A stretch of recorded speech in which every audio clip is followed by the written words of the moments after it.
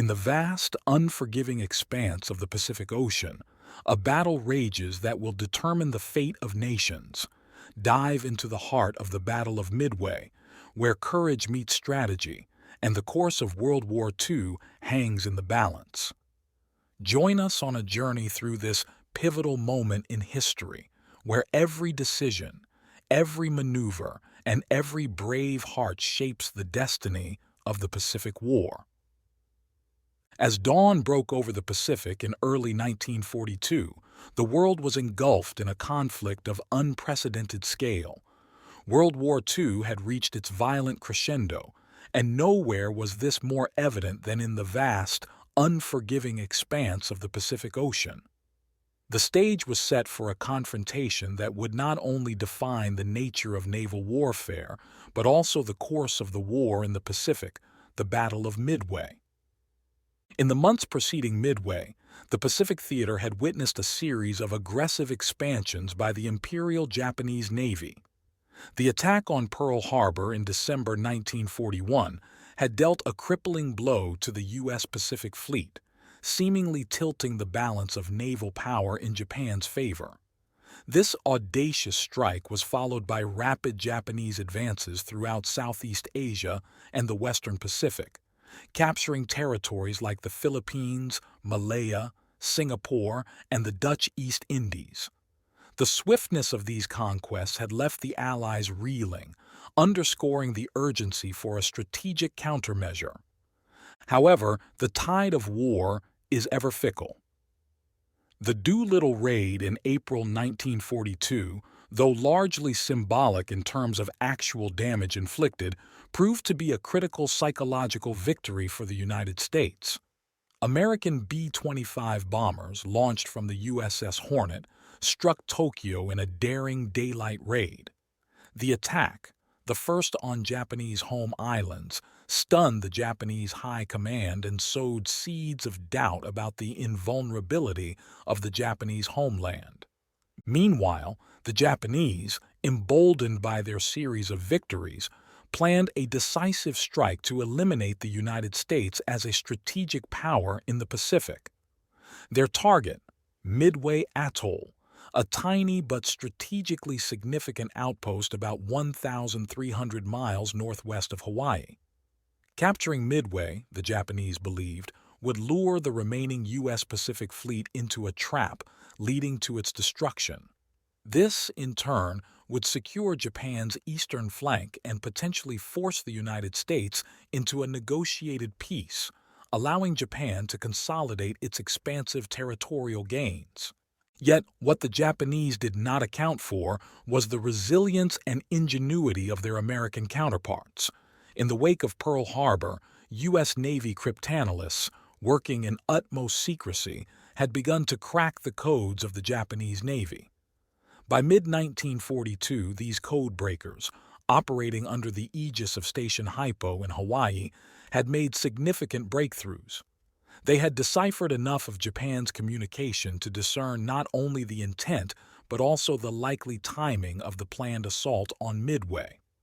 This intelligence coup provided the U.S. Pacific Fleet, under the command of Admiral Chester Nimitz, with a much-needed advantage, the element of foreknowledge. Nimitz, a strategic and tactical visionary, understood that the impending battle would be fundamentally different from the slugfests of yesteryears. The age of battleships reigning supreme was giving way to a new era of naval warfare, one dominated by aircraft carriers and aerial combat. In anticipation, he marshaled his limited resources, focusing on strengthening his carrier forces and air power, all the while maintaining an elaborate ruse to keep the Japanese unaware of his knowledge. As these strategic maneuvers were being played out, the men on the ground, sailors, airmen, and Marines, prepared for the inevitable clash. They were the backbone of the U.S. Navy, a melting pot of individuals from diverse backgrounds, bound together by a common purpose, to defend their nation against an imposing adversary. Among them were seasoned veterans of earlier Pacific skirmishes and green recruits, for whom Midway would be a trial by fire. In this cauldron of impending conflict, strategies were drawn, and destinies were intertwined. The Battle of Midway was not just a clash of ships and aircraft. It was a confrontation of strategic wits, where intelligence, foresight, and bravery would play just as vital a role as firepower and numbers.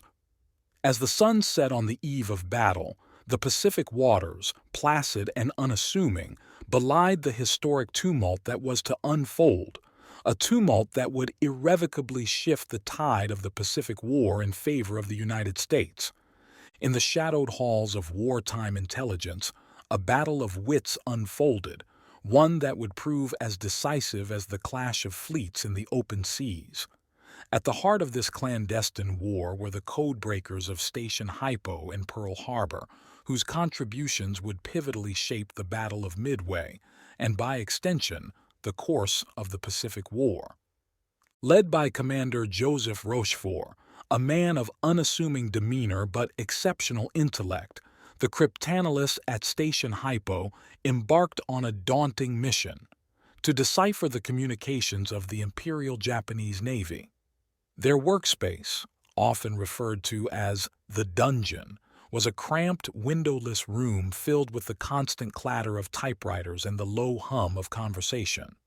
Here, amidst stacks of intercepted messages and cryptographic material, a cerebral duel with the Japanese code, known as JN-25, was underway.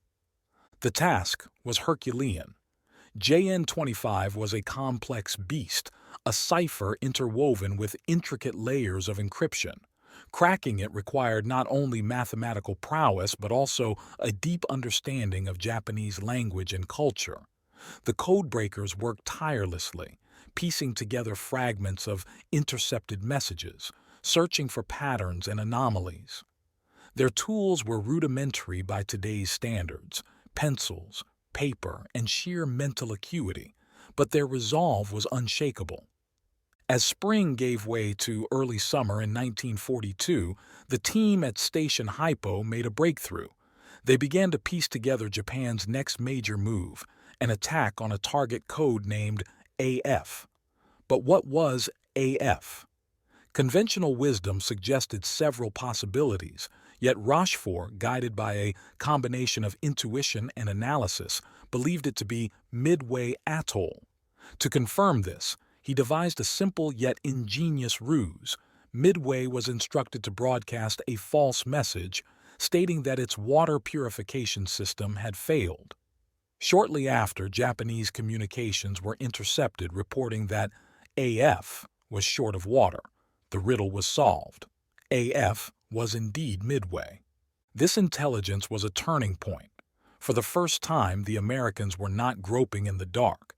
They had a clear picture of the enemy's intentions. Admiral Chester Nimitz, acting on this critical information, began to formulate a counter-strategy. He knew that the Japanese believed they held the element of surprise, but now the hunter was in the crosshairs of the hunted.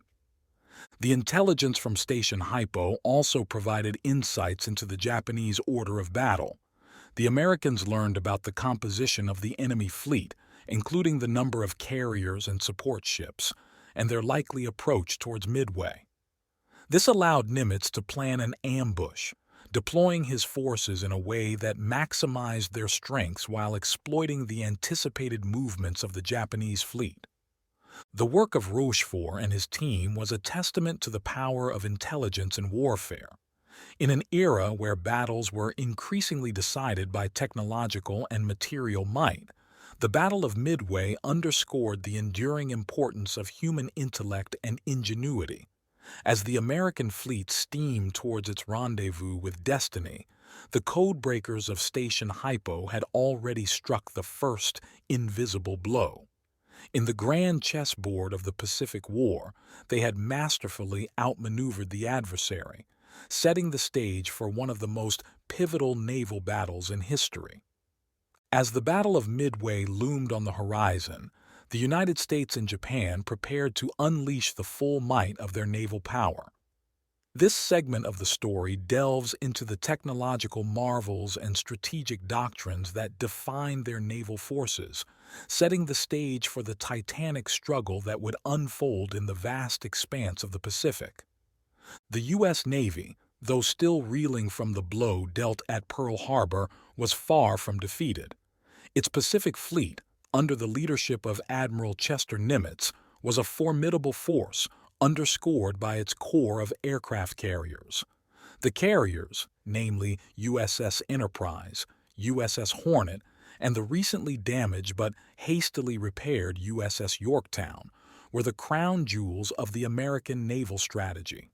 These floating air bases, each carrying squadrons of fighter planes, dive bombers, and torpedo bombers, were pivotal in the shift from traditional battleship-centric warfare to carrier-led operations. The aircraft they bore were the instruments of modern naval power. The nimble F-4F Wildcat fighters, the sturdy SBD Dauntless dive bombers, and the TBD Devastator torpedo bombers, each serving a distinct and vital role in naval combat. The Japanese Imperial Navy, commanded by Admiral Isoroku Yamamoto, was a force that had struck fear across the Pacific. At its forefront were four of Japan's finest carriers: Akagi, Kaga, Soryu, and Hiryu. These carriers were the spearhead of the Kido Butai, the combined fleet's carrier battle group, and were home to the elite of Japanese naval aviation. The Japanese planes, including the renowned Mitsubishi, a 6M0 fighter, the Nakajima B-5 N-Kate torpedo bomber, and the Aichi D-3 A-Val dive bomber, were some of the most advanced and feared in the world. Their pilots, battle-hardened from previous campaigns, were skilled, disciplined, and utterly devoted. In terms of battleships and cruisers, both fleets were relatively evenly matched. The United States had the advantage of heavy cruisers like USS Astoria, USS Portland, and USS Minneapolis, alongside several light cruisers and destroyers, each bristling with guns and anti-aircraft weaponry. The Japanese, meanwhile, boasted a formidable lineup of their own, including the battleships Hiei and Kirishima, heavy cruisers like the Mikuma and Mogami, and a screen of swift destroyers. These ships, though playing a secondary role to the carriers, were integral to the fleet, providing anti-aircraft cover and serving as guardians against enemy surface forces. Technology played a crucial role in the upcoming battle. Radar, a relatively new invention, gave the U.S. Navy an edge in early detection of enemy forces. The Americans had outfitted their ships with this technology, allowing them to locate and track Japanese units at greater distances than the Japanese could with traditional lookouts. This technological advantage was a critical factor in the Americans' ability to prepare and position their forces effectively. The aircraft themselves were marvels of engineering, designed for specific roles in naval combat. The American Wildcats, though outmaneuvered by the nimble Zeros, were rugged and better armored, capable of sustaining significant damage and protecting their pilots. The SBD Dauntless, aptly named for its role, was renowned for its precision bombing capabilities, especially in steep, near-vertical dives. The TBD Devastators, though aging and slow, were crucial in their role as torpedo bombers, capable of crippling enemy ships with well-placed hits below the waterline. The Japanese Zero, with its superior maneuverability and range, was a formidable adversary in dogfights. The Kate torpedo bombers, adept at low-altitude attacks, posed a grave threat to American ships, while the Val dive bombers were precision instruments, designed to deliver their payloads with deadly accuracy. Amidst this array of machinery, the men who operated them, pilots, gunners, sailors, and officers, were the lifeblood of both fleets. Trained to operate in the most demanding of environments, they were the embodiment of their respective nations' naval traditions and martial spirit. Their skills, courage and determination would be tested in the unforgiving crucible of naval combat. As the fleets converged on Midway, the stage was set for a clash not just of ships and men, but of the very philosophies and technologies of naval warfare. The United States, with its emphasis on carrier-based power and technological innovation, faced off against the seasoned and strategically savvy Imperial Japanese Navy, with its formidable carrier force and veteran aviators. The Battle of Midway was not only a test of might, but also a demonstration of the evolving nature of naval warfare, where the outcome would be determined as much by the capabilities of machines as by the valor and ingenuity of those who wielded them. As the pivotal Battle of Midway approached, the Pacific Ocean became the grand stage for a complex game of naval chess. Both American and Japanese commanders readied their fleets for a confrontation that would hinge on strategic foresight, tactical acumen, and the unpredictable nature of warfare at sea. Admiral Chester Nimitz, armed with crucial intelligence from the codebreakers at Station Hypo, knew the Japanese intended to strike at Midway. His response was a bold plan of ambush, leveraging his understanding of Japanese tactics and his faith in American naval aviation. Nimitz's strategy was a high-stakes gamble. He positioned his carriers, USS Enterprise, USS Hornet, and the hastily repaired USS Yorktown, northeast of Midway. This placement was calculated to avoid early detection while allowing a swift, aggressive response once the Japanese fleet was located. The American fleet was under the overall command of Admiral Nimitz, but at sea, the carriers and their task forces were led by Rear Admiral Raymond Spruance and Rear Admiral Frank Jack Fletcher. Spruance, commanding the Enterprise and Hornet, was known for his calm demeanor and tactical shrewdness. Fletcher, aboard the Yorktown, was a seasoned leader, having seen action at the Coral Sea. Their leadership styles, complementing each other, were critical in navigating the complex battle that lay ahead. Admiral Isoroku Yamamoto, architect of the Pearl Harbor attack, envisioned Midway as the battle to secure Japanese dominance in the Pacific. His plan was to lure out and annihilate the remaining American carriers in a surprise attack. The Japanese fleet was massive, with 4 carriers, several battleships, cruisers, destroyers, and a myriad of support ships. Yamamoto, aboard the battleship Yamato, was not directly with the carrier strike force but coordinated the larger strategy. The Japanese believed their codes were secure and that the element of surprise was firmly in their grasp. Their approach to Midway was meticulously planned, with the carriers Akagi, Kaga, Soryu, and Hiryu poised to launch a devastating air assault on the atoll, softening it for a subsequent invasion. The battle began on June 4, 1942, with Japanese carrier-based aircraft bombing Midway Atoll. American land-based planes, including B-17 bombers and Marine Corps fighters, launched a counterattack, but with little effect on the Japanese fleet. This initial engagement was as per Yamamoto's expectation, but the presence of American carriers in the vicinity was yet to be discovered. The heart of the American tactical play was its carrier-based aircraft.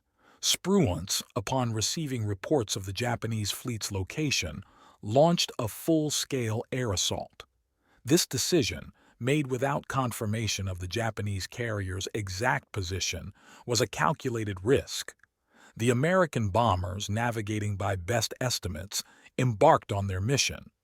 Meanwhile, Fletcher, coordinating with Spruance, launched his aircraft from the Yorktown.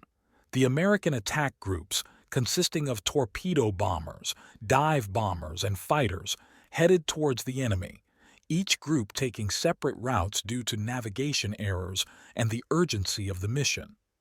The Japanese, upon detecting American torpedo bombers, launched their combat air patrol. The Zero fighters, adept in aerial combat, inflicted heavy losses on the American torpedo bombers. However, this focus on the torpedo bombers left the Japanese carriers vulnerable. The agility of the Zeros, while a strength in dogfights, became a liability as they were drawn away from their primary role of protecting the carriers. As the Japanese were preoccupied with the torpedo bombers, American dive bombers from the Enterprise and Yorktown arrived at an opportune moment. Finding the Japanese carriers with their decks cluttered with planes refueling and rearming, the dive bombers executed a textbook attack. The SBD Dauntless bombers, diving from the clouds, caught the Japanese by surprise. Within minutes, 3 of the 4 Japanese carriers, Akagi, Kaga, and Soryu, were ablaze, struck by well-placed bombs that ignited catastrophic fires. The Yorktown, having played a crucial role in the dive bomber attack, soon faced the wrath of the surviving Japanese carrier, Hiryu. In a fierce counterattack, Hiryu's aircraft scored critical hits on the Yorktown, causing severe damage. The resilience of the Yorktown's crew was on full display as they fought to save their ship, reflecting the determination and grit of the American sailors. As the battle reached its climax, American aircraft from the Enterprise and the now disabled Yorktown launched a final assault on the Hiryu. The Japanese carrier, isolated and vulnerable, was overwhelmed. With the sinking of Hiryu, the backbone of the Japanese carrier force was broken.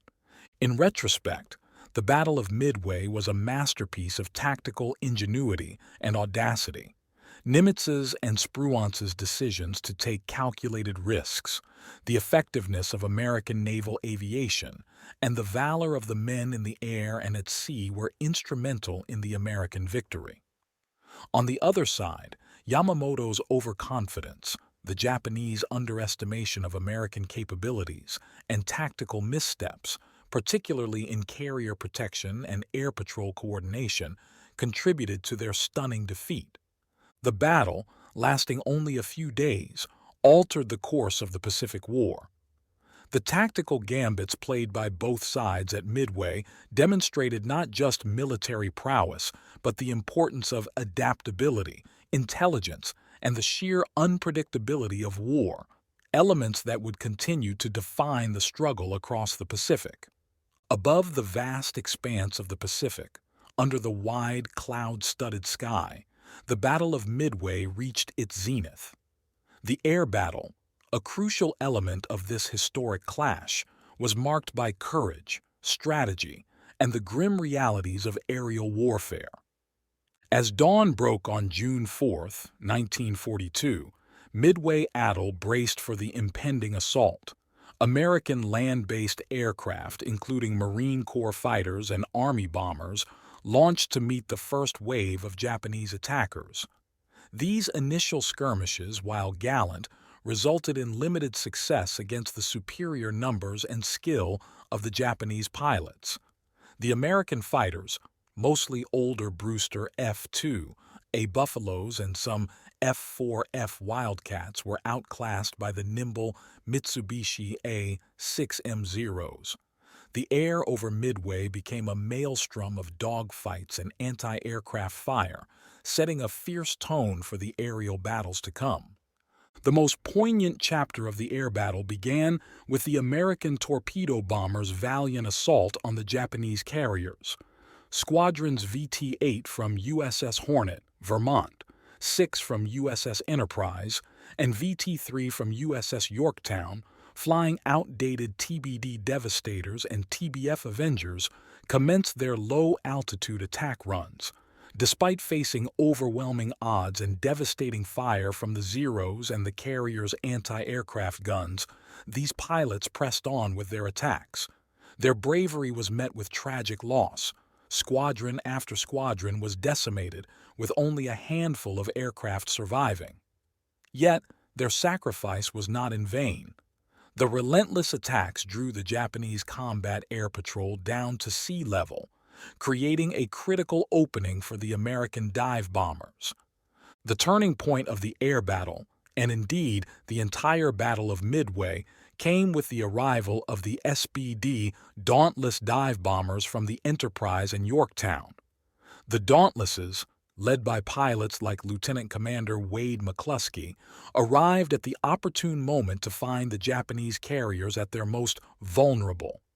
The Akagi, Kaga, and Soryu, laden with fuel and ammunition for their next wave of attacks, presented perfect targets. The dive bombers, plunging from the sky at steep angles, braved intense anti-aircraft fire to deliver their payloads with deadly accuracy. The explosions that followed were catastrophic. Fuel and ordnance ignited in infernos that tore through the carrier's decks, incapacitating them in a matter of minutes. The precision and effectiveness of these attacks underscored the potency of naval air power and changed the course of the battle. While the torpedo and dive bombers played central roles, the fighter aircraft were instrumental in protecting the bombers and engaging Japanese fighters. The F-4F Wildcats, though outmatched by the Zeros in agility, compensated with ruggedness and firepower. American pilots, using team tactics and exploiting the Wildcats' strengths, engaged in fierce dogfights with their Japanese counterparts. These aerial duels, marked by skill and bravery, were as much a part of the battle's tapestry as the strikes on the carriers. The Japanese, reeling from the loss of 3 carriers, launched a desperate counterattack. The Hiryu, the sole surviving carrier, sent its aircraft against the American fleet. The Yorktown, already battered from earlier strikes, was their primary target. In a testament to the resilience of its crew, the Yorktown fought back fiercely, but was ultimately hit by multiple bombs and torpedoes. The damage inflicted was severe, leading to the abandonment and eventual loss of the ship. The final act of the air battle saw American dive bombers from the Enterprise and Yorktown targeting the Hiryu. The Japanese carrier, isolated and under intense attack, could not withstand the onslaught. Bombs struck true, and the Hiryu, like its sister ships, was engulfed in flames, effectively ending Japanese carrier operations in the battle. The air battle over Midway was a harrowing ordeal for the pilots and crews on both sides. The loss of life was significant, and the destruction of aircraft and carriers marked a turning point in the Pacific War. The American victory at Midway was a clear demonstration of the importance of air power in naval warfare.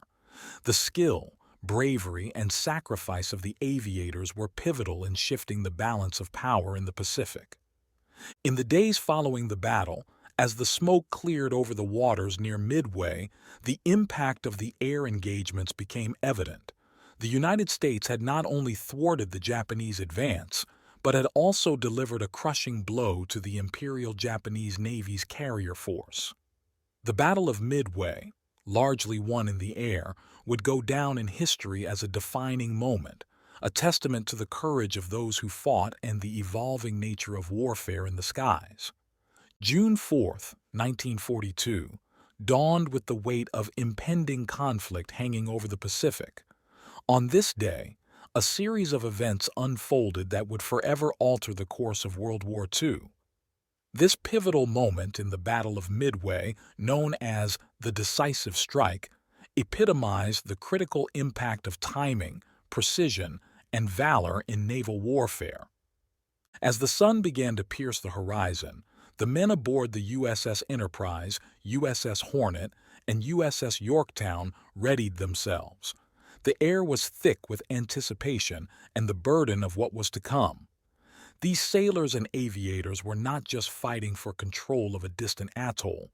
They were fighting to shift the balance of power in the Pacific. The first to strike were the American torpedo bombers. In a grim procession, the TBD Devastators and TBF Avengers descended toward the Japanese fleet, determined to deliver their deadly payload. Their courage was stark against the formidable Japanese defense. Many of these brave airmen, flying outdated and slow aircraft, fell victim to the swarming Mitsubishi A6M Zeros and the relentless barrage of anti-aircraft fire. Yet, Their sacrifice was not in vain. They drew the Japanese fighters down from altitude, setting the stage for what was to follow. As the torpedo bombers engaged, the American dive bombers, piloted by men like Lieutenant Commander Wade McCluskey and Lieutenant Richard Best, found an opening. The Japanese carriers, caught in the midst of rearming and refueling their planes, presented a vulnerable tableau. In a matter of minutes, the dauntless dive bombers from the Enterprise and Yorktown swooped down in a steep, calculated dive. The attack that ensued was a masterclass in precision and timing. The SBD Dauntless dive bombers, dodging anti-aircraft fire and Zero fighters, released their bombs at near-vertical angles. The targets were the heart of the Japanese carrier force: Akagi, Kaga, Soryu, and later, Hiryu. The bombs plummeted, striking with lethal accuracy. Explosions rocked the decks of the Japanese carriers, igniting stored fuel and ammunition. In a series of devastating blasts, the carriers were transformed into infernos. The pride of the Japanese fleet, upon which so many of their Pacific ambitions rested, was crippled in a matter of minutes. The impact of these strikes was not just measured in the billowing smoke and the sinking carriers. It was etched in the faces of the men who witnessed it. For the American aviators, there was a grim satisfaction in their success, tempered by the knowledge of the lives lost on both sides. The Japanese sailors and pilots, many trapped aboard their stricken vessels, faced their fate with a stoic resolve born of duty and honor. Even as the Japanese carriers burned, the battle was not yet over. The Yorktown, itself a beacon of American resilience, faced the fury of the surviving Japanese carrier, Hiryu. In a fierce reprisal, Japanese dive bombers scored critical hits on the Yorktown, causing severe damage. Yet, the crew of the Yorktown, embodying the indomitable spirit of their nation, fought valiantly to save their ship, a testament to the unwavering resolve of the U.S. Navy. The death knell for Japanese hopes at Midway came with the subsequent American strikes on the Hiryu. The Enterprise's aircraft, unyielding and precise, delivered the final blows that sealed the fate of the last operational Japanese carrier in the battle. As Hiryu succumbed to the same fiery fate as her sister ships, the scales of naval power in the Pacific irrevocably tipped in favor of the United States. In the aftermath of the decisive strike, the ocean, which had been a tumultuous arena of conflict, settled into an eerie calm. The smoke that rose from the wreckage told a tale of a battle that was as much about technological prowess and strategic acumen as it was about human courage and sacrifice. The Battle of Midway, and particularly the events of this day, marked a turning point in World War II. It was not just a victory of arms, but a triumph of intelligence, foresight, and sheer determination. The legacy of this battle would resonate through the remaining years of the war and beyond, a stark reminder of the cost of conflict and the valor of those who fight it. In the days following the Battle of Midway, the Pacific Ocean, once a tumultuous battlefield, returned to its serene state, hiding the scars of one of World War II's most decisive encounters. The aftermath of Midway was a period of reflection and recalibration, with far-reaching implications for the war and the future of naval warfare. The immediate consequence of the Battle of Midway was a profound shift in the strategic balance of the Pacific theater.